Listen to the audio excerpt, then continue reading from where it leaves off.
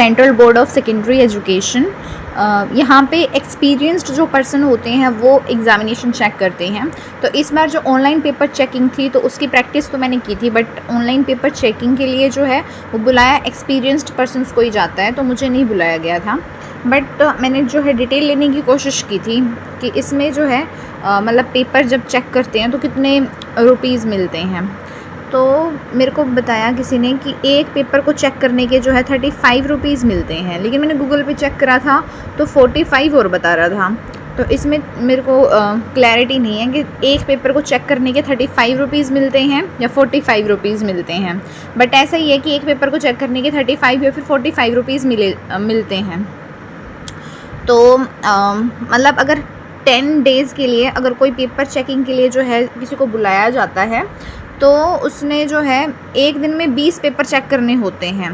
तो 10 दिनों में जो है पर डे जो है 20 पेपर मतलब चेक करेगा तो हो गए उसके 200 जो है 200 पेपर्स हो गए 10 दिनों में 20 पेपर पर डे।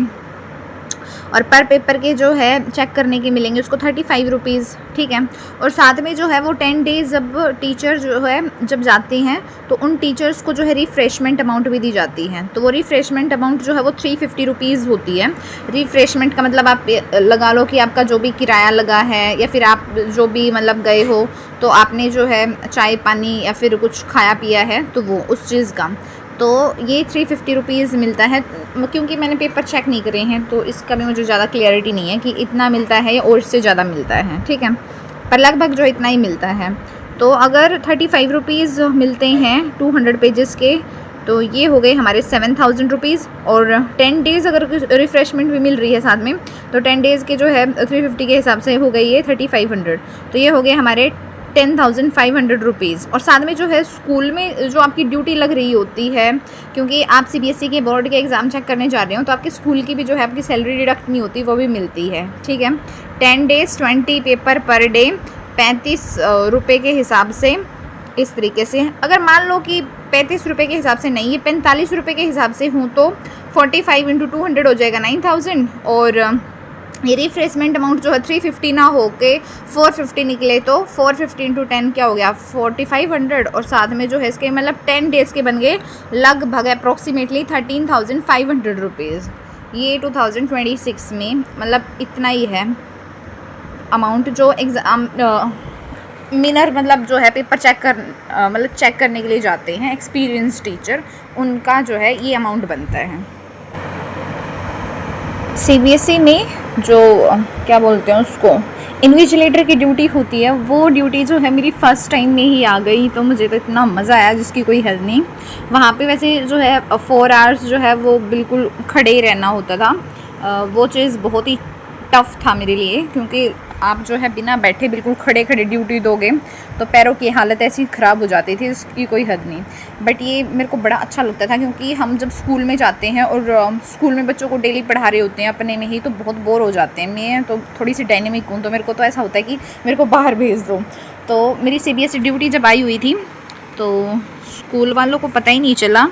17 फ़ेब को जो है 10th क्लास का मैथ्स का एग्ज़ाम था, तो उस दिन तो मेरे को भेजा ही नहीं, तो ये हो गई मेरी छुट्टी उस दिन। फिर उसके बाद नेक्स्ट जो है वो 17 फ़ेब को मैं नहीं गई, ठीक है। उस दिन मैं जो है इंटरव्यू के लिए चली गई थी कहीं पे, मज़ा ही आ गया था उस दिन भी, ठीक ही हुआ। अगर नहीं जाती उस दिन इंटरव्यू पे तो फिर शायद मैं जो है नेक्स्ट स्कूल में जिसमें हूँ वो उसमें नहीं जा पाती।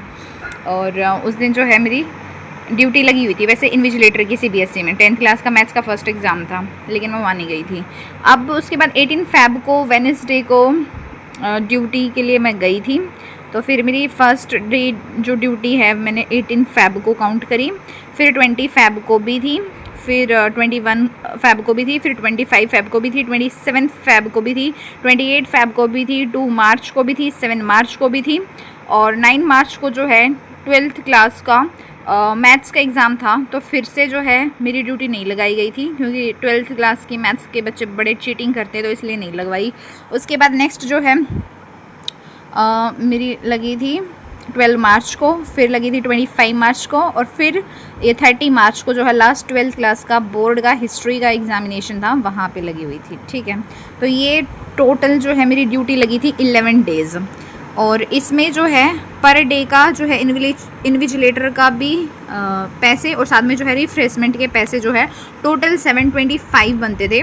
और 725 इंटू 11 डेज़ का जो है 7,975 रुपीज़ जो है मेरे बैंक अकाउंट में। ये मार्च में ड्यूटी मतलब 30 मार्च को ख़त्म हुई थी और अप्रैल में ही जो है इन्होंने मेरे बैंक में डाल दी CBSE वालों ने इतनी जल्दी। अदरवाइज़ जो है सब भी ये बोल रहे थे कि ये पैसे लेट आते हैं अक्टूबर नवंबर के पास, बट मेरे तो अप्रैल में ही आ गए।